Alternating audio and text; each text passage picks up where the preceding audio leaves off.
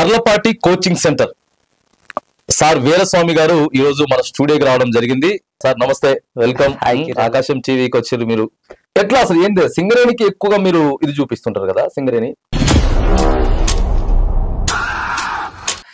Government ఉద్యోగం అంటే డబ్బులు ఉన్నోడిదే, ఎందుకంటే పబ్లిక్ టాక్ అది, నేను చూసింది కాదు.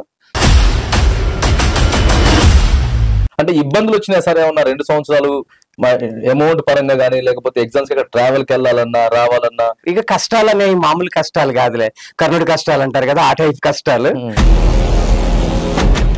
చివరికి ఏదైతే నేను అనుకున్నానో, నా టార్గెట్ అనుకున్నాను, దానికి రీచ్ అయినా మస్తు హ్యాపీ అనిపించింది. ఎక్కువ ఫీజులు తీసుకోవచ్చు, చేసుకోవచ్చు, కానీ ఎందుకని అంత లిమిటెడ్ గా మీరు 8,000 10,000 వరకే?